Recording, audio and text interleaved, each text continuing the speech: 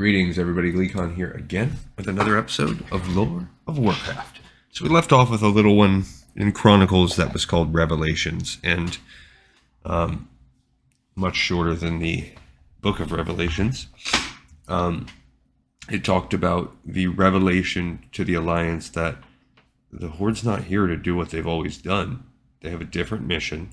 They got there by torturing someone using the power of the light. That's spooky, and it is adding this darker side to Turalyon, and I wonder if there's some kind of weird darkness that overcomes him in the same way that is happening to Valyria. His character on the game is definitely freaky.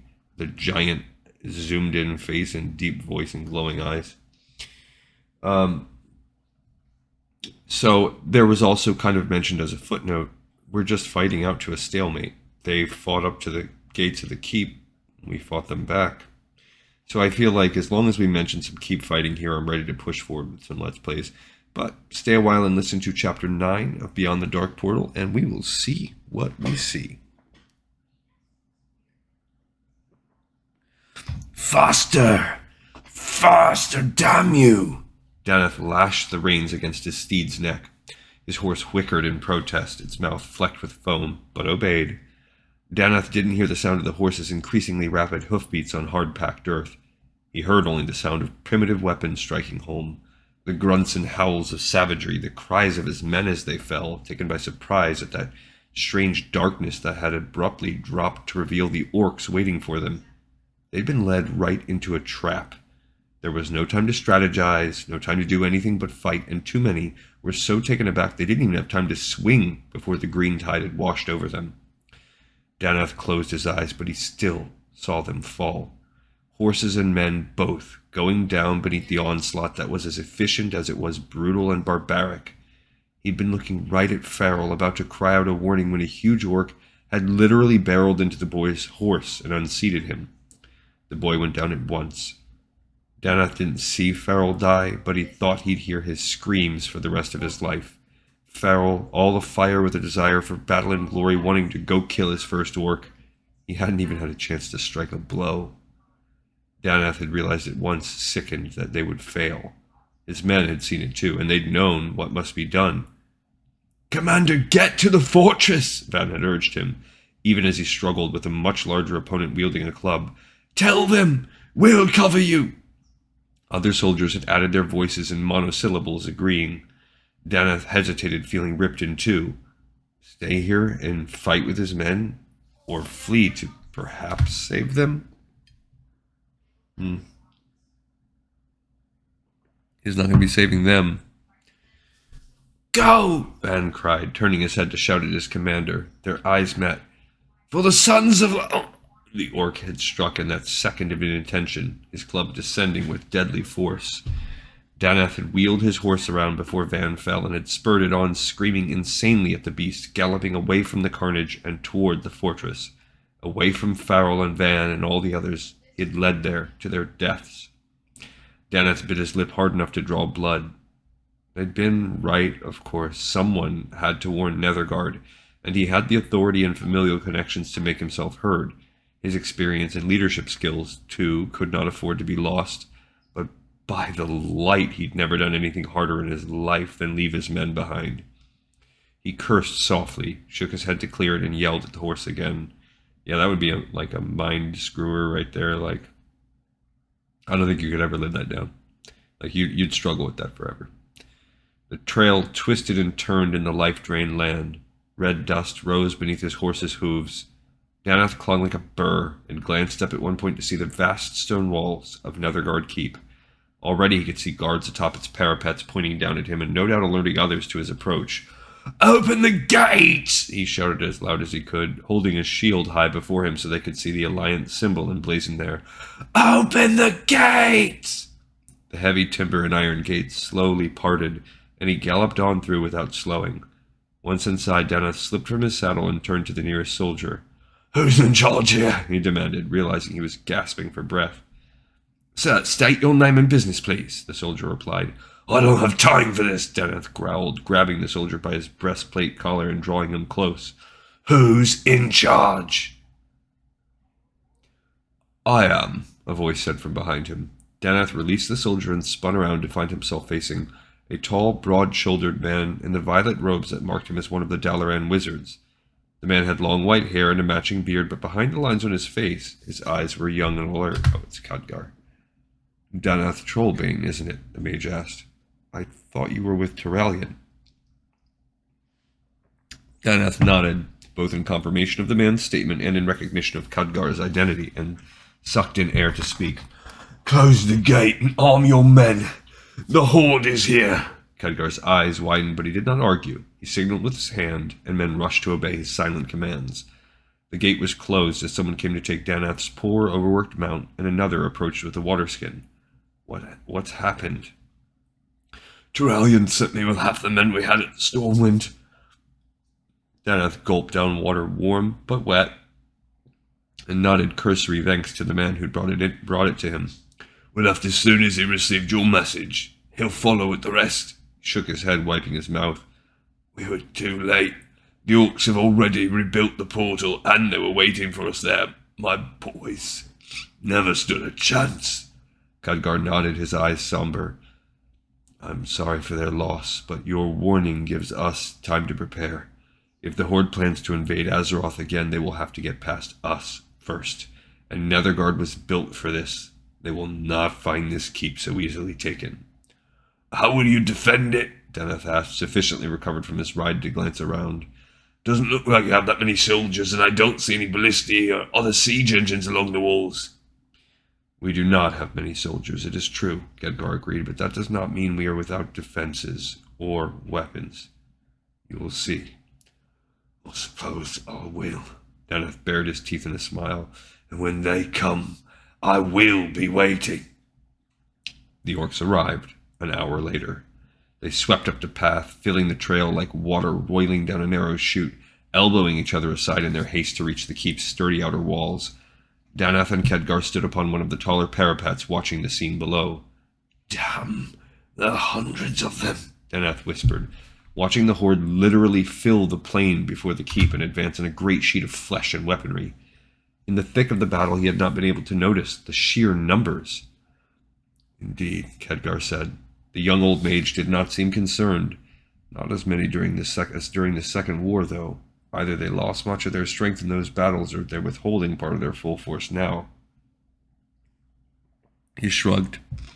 Not that it matters. We'll deal with whatever they throw at us. You inquired about the keep's defenses. Watch. He pointed, and Danath made out splashes of color all along the walls. Men and women stood there, clad in violet robes, much like Khadgar's own. The Archmage nodded then, and all the Magi raised their hands as one. Danath felt his hair stand on end and heard a faint hum. Then lightning arced down, destroying the first wave of orcs and scattering many of those behind them. Impressive, Danath acknowledged, his ears ringing from the accompanying thunderclap. How many times can they do that? Khadgar smiled. I expect we're about to find out. Turalyon crouched low over his horse, urging it on to greater speed.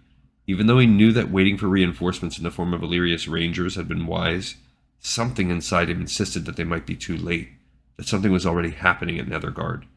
He wasn't sure if it was a soldier's instinct or his own insecurities, but the paladin, normally gentle with beasts, kicked his horse again and again. Beside him rode his men, Illyria and her rangers. Illyria threw him a curious look, noting his spurring of the mount, but stayed silent. He glanced over at her, wanting to explain somehow, but all that came out was, Something's happening already. She opened her mouth for a quip, but closed it when she saw the look on his face. Instead, she simply nodded and bent over to whisper in her horse's ear. He realized she believed him, and for a moment the worry and fear abated before a quick warmth. The ride seemed to take forever. Through the meadows and rolling hills of Goldshire and the little town of Darkshire, through the... Oh, yeah, I forgot that Darkshire has become part of the Darkwood as a result of whatever happened with Medivh, so that's changed now. Through the Greyland that was aptly named Deadwind Pass. Yeah, so we have the geography of World of Warcraft now, so this book is past that. Which we knew it was, because the last one was. Near where Medivh had lived in Karazhan, into the muddy, malodorous swamp of sorrows. But now the land was changing, and Turalyon felt a lurch inside him as he noticed it. The foliage, though decomposing and unpleasant smelling, was at least a sign of life. The ground beneath them was starting to turn red and dry, almost desert-like. Illyria frowned. "It feels dead," she said, shouting to be heard over the thunder of horses' hooves. Whoops, that's not a show. Turalyon nodded, unable to spare breath. They pressed on through the bare landscape, cresting a small hill. There, rising like a white peak above the blood-red surroundings, was the keep. He drew his horse to a halt, straining to see what it was that nagged at his mind, and murmured, "Something's wrong." Illyria shielded her eyes from the glare of the sun. She could see better than he, and when she gasped, Turalyon knew he'd been right. "It's under attack!" she cried. "The Horde! Turalyon, it's like seeing the Force from the Second War all over again. There must be hundreds of them." The tone in her voice was half horror and half glee, and the cold, hot smile of hate and rage had twisted her face again. He recalled their conversation upon her arrival in Stormwind. It certainly looked like Illyria was going to get the chance to exterminate a lot of vermin. He hated to see her so hungry for death, and feared that that hunger might make her reckless. "We're almost upon them," he said to her and to his commanders, who had drawn up beside him. "We'll strike from behind, pinning the orcs between Nethergarde and us. Once we've defeated them, we'll enter the citadel and fortify its defenses in case they attack again." "Let's go!" They raced toward the last rise. Right before they crested it, Turalyon again called a halt. Just beyond them, the trail climbed a final time past boulders and up a short incline, and then the plateau opened before them. From here, they could see it all. Orcs. Hundreds of them were battering at Nethergarde's walls, though the keep thus far seemed to be weathering the attack with ease. Here and there were orc bodies. Turalyon saw at least one with an arrow through its neck. Several others were badly charred, but some corpses seemed unharmed. He glanced up, spying the violet-robed figures upon the fortress's parapets, and despite the direness of the situation, he smiled slightly as he understood. "We need to strike before they realize we're here. Rally the men in charge upon my command." His commanders, including Illyria, nodded and moved off to their own units, passing orders quietly. Weapons were drawn, straps were tightened, shields and visors were lowered, and the army advanced. Turalyon and the others crept forward, covering the last distance before the plateau, their horses' feet muffled by the dust. Thank the light, the orcs were too busy shouting and cursing and grunting to hear their approach. It was time. They had gotten as far as stealth would take them. Turalyon took a deep breath and raised his hammer high over his head. "Sons of Lothar!" he shouted, the power of the holy light magnifying his voice so it carried to everyone under his command. "For the Alliance! For the light!" His soldiers roared behind him, and several hundred throats uttered their own battle cries. Turalyon swung the hammer down and forward, and the charge began. Some of the rearmost orcs heard his shout and turned, only to be trampled by the surging horses. Others were taken unawares, slain before they could even see the threat racing up from behind. From the fortress, men cheered as Turalyon and his forces swept forward, laying about them with hammers and axes and swords. Illyria and her rangers fired arrow after arrow, drawing and knocking with inhuman speed, their aim unerring, their horses never breaking stride. In a surprisingly short time, Turalyon had won through to Nethergarde's enormous front gates, which swung open as he approached. Turalyon hesitated, looking back over the battle. His eyes met Illyria's. He gestured toward the gate. She frowned slightly. She was as reluctant as he to leave the thick of battle, but they were the leaders of their units, and she knew as he did that they should speak with the commander of the keep as soon as they could. Oh, I thought that was more... Yeah, I guess that makes sense. I was kind of confused about what direction they were coming from. When she nodded, Turalyon spurred his steed through the narrow gap, crushing an orc that tried to follow. Illyria was beside him, close enough that her leg brushed against his, and then the gate shut again behind them. "Ah, good. Illyria, you brought Turalyon to us just in time." Turalyon turned toward the speaker and smiled as he recognized Khadgar. Roughly they embraced. Turalyon had missed the friend he'd grown to so like and admire as they worked together through the Second War. He wished they were not reuniting under these circumstances. Illyria gave the mage a curt nod. "I came as fast as I could," Turalyon said. He spied another man he recognized, and he smiled in relief. "Danath," he greeted his second-in-command. "I'm glad to see you're safe." He glanced around. "But where are your men?" "Dead," Danath replied curtly. "By the light. All of them," Turalyon whispered. Danath had taken fully half the warriors of Stormwind. Danath gritted his teeth at the words. The orcs had a nice little trap ready for us when we reached the valley. They slaughtered my boys before they could react. Daneth's voice cracked ever so slightly. My boys, he had called them. Turalyon realized Daneth blamed himself for the deaths.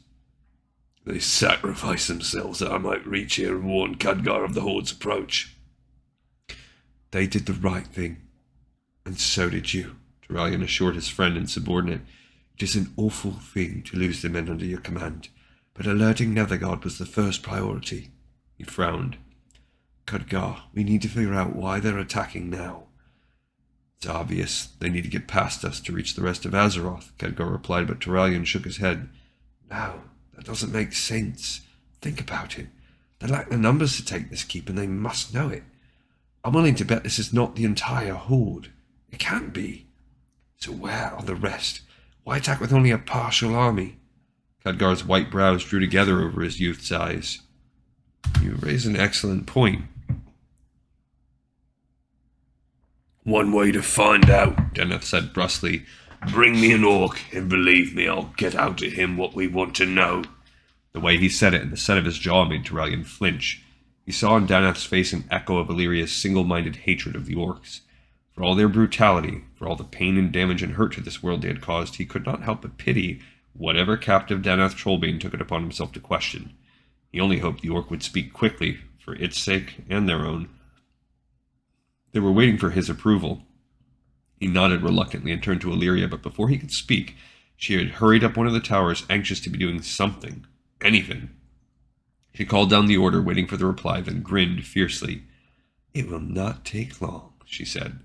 Turalyon expected her to climb back down. Instead, she stayed where she was, knocking an arrow to her long, elegant bow, taking aim, and joining in the battle from that vantage point. The elf was right. Not 3 minutes later, a cry went up outside.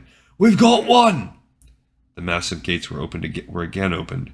A pair of Turalyon's men rode through, half dragging an unconscious orc between them. They dumped the body on the ground at their general's feet. Blood covered its bare green head and its eyes were closed. It didn't stir as it hit the ground. One orc, still alive, sir, one of the two men reported. He took a good hit to his head, but he'll live. For a while, at least. Turalyon nodded, dismissing them. Both men saluted before wheeling their horses about and charging back out the gate, diving once more into the fray. Let's see what we have here, Daneth muttered.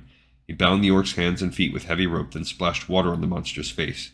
It awoke with a start, grimacing, and then frowned and started to growl as it noticed the restraints. Why are you attacking us now? Daneth demanded, leaning down over the orc. Why hit Nethergarde when you aren't at full strength? I like how when it's convenient, they speak a common language. I show you strength, the orc warrior roared, struggling against his bonds. But they held fast.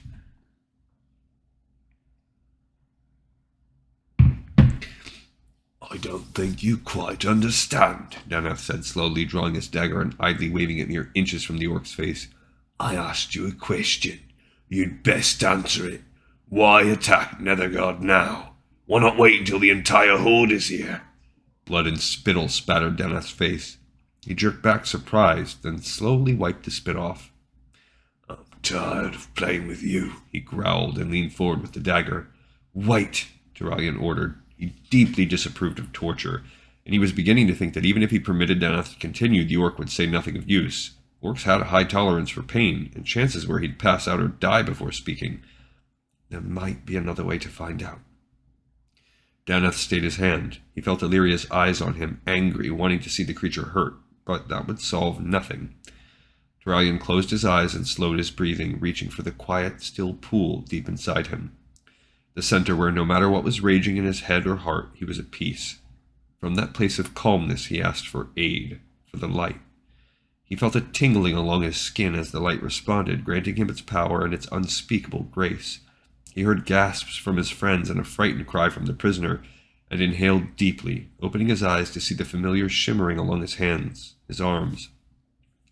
Daneth and Khadgar stared at him, their eyes wide in shock.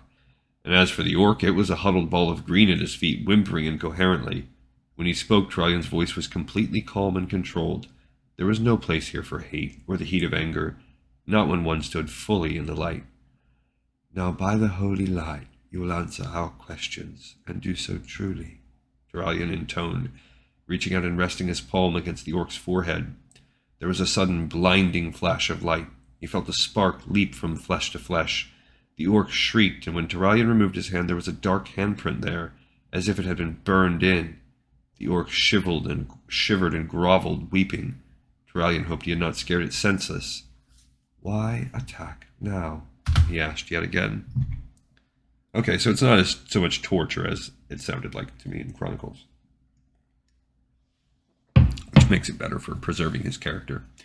"To distract you," it sobbed, "from the thefts." It had been stubbornly silent before. Now it apparently couldn't speak fast enough. "You'll need things, artifacts. The orders attack the keep. Alliance, stay busy here and not see anything else." Khadgar was stroking his full beard. He'd recovered faster than Danath, who was still staring at the young paladin. Turalyon risked a glance up at Illyria to find her too looking at him with an expression of stunned disbelief. When their eyes met, she colored slightly and looked away. "A simple plan, but simple plans are often the best," Khadgar offered. "What artifacts, though? And why would he need any such thing from our world and not from his own?" The orc shook his head, trembling.